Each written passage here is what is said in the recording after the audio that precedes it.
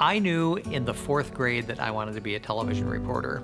I started reading the newspaper, the Kalamazoo Gazette, and I just decided that being a reporter was one of the coolest jobs on the planet, that you could be in the middle of history. My dad always wanted me to go into some kind of business, even when I was in college. He said, you know, you may want to take some business courses also, because you might want to own the radio station someday. It was well into my career when I actually began getting some awards that they began appreciating it. But I'm not sure they really understood how you could make a living in journalism. The first time I was actually on the air was at WBAA, the Voice of Purdue. My junior year in college, I received an internship at TV18, Lafayette Kokomo, the CBS affiliate. And by the middle of my senior year, they offered me a full-time job as an on-air reporter. That was kind of a dream job. Coming straight out of college, I spent a year and a half in Wichita, Kansas. It's a great experience. WOWT had a fantastic reputation, a really strong bench of reporters. Out of nowhere, I got actually recruited. This was a station with a very talented staff of videographers, and they taught me so much about the craft of visual storytelling. In a mud-filled ditch, the walls gave way. After I got my feet under me, I was covering politics and local government. But Bill, can you hear me? Yes, Gary. We are down with the Nebraska delegation. They're in the process of... There were opportunities to do long-form reporting, not just sensational stuff, but things that really added to civic discourse and taught things to people about their community. In the investigation of the Washington State crack.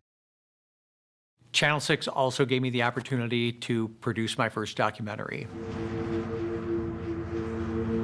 The topic of Charlie Starkweather and his impact on the state of Nebraska fascinated me. Charlie Starkweather came to Carol Fugate's house right about here on January 21st, 1957. Her mother was already tired of her seeing the guy. A great videographer, Dennis Stearns, was more or less my co-producer, and it got a lot of attention. Maybe more surprisingly, people still ask me about a documentary that aired in 1988 about this most famous mass murderer in the state's history, one of the most famous in the nation's history. The police rushed to the home of a prominent industrialist. Nebraska Public Media was originally Nebraska Educational Television. A decision was made to put more resources into public affairs programming. I came in as one of the first hires as a professional journalist. Good evening. My name is Ron Hull. You're about to see the premiere of a brand new news program, Statewide. Next on Statewide, the week's most important news stories from across Nebraska. One of the really unique things about this program is we were drawing material from the other broadcasters in the state. In a weekly journal format, we collected their best stories and shared the most important news across the state. Has politics stopped being as much fun as it was when you first ran for governor? I think the answer is no, because today I think, unfortunately, politics is much more mean-spirited than it was then. I don't think I've seen you since. Even though we had a very small staff on Statewide. Hello and welcome to Statewide, the Nebraska ETV Network's weekly news journal. I'm Jana McGuire. First, let's bring We made a commitment to cover the entire state at various times. We called it a 500-mile wide newsroom. People were so grateful that we were covering stories that just hadn't been covered before. From a pamphlet written by L. Ron Hubbard, all the way to happiness. It's been distributed by the millions. When doing documentaries for Nebraska Public Television, one of the things I enjoyed the most was telling stories from history that ended up reflecting on current events.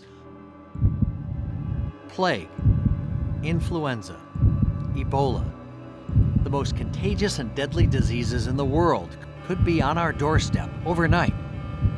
Would we recognize the symptoms? Can we treat the disease or even keep it from spreading? The margin of error? Zero.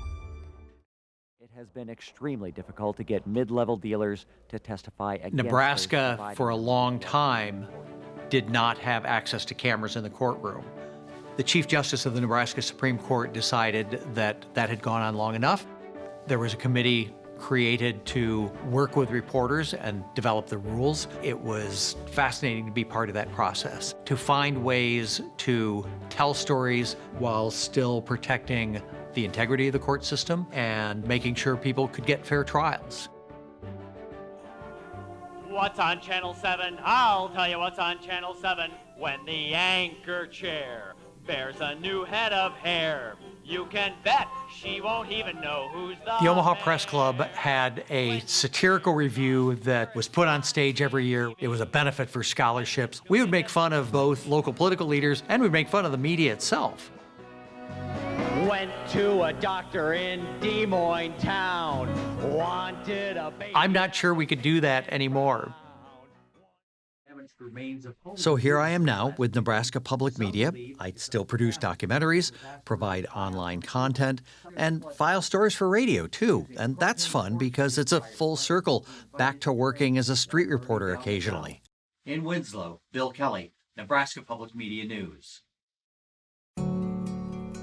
Every year that's gone by, this importance of having a free press that holds institutions accountable, government, justice, business, every other aspect of a community is essential, and being able to tell those stories unrestricted is important to the very future of our country. So I decided I was going to be a reporter in the 4th grade back in Michigan. If you ever told me I was going to spend the bulk of my professional career in Nebraska, I wasn't even sure where Nebraska was in the 4th grade in Michigan. To be able to serve this state as a reporter and tell its stories has just been a fantastic honor. Congratulations to Bill Kelly on his induction into the Nebraska Broadcasters Association Hall of Fame, class of 2023.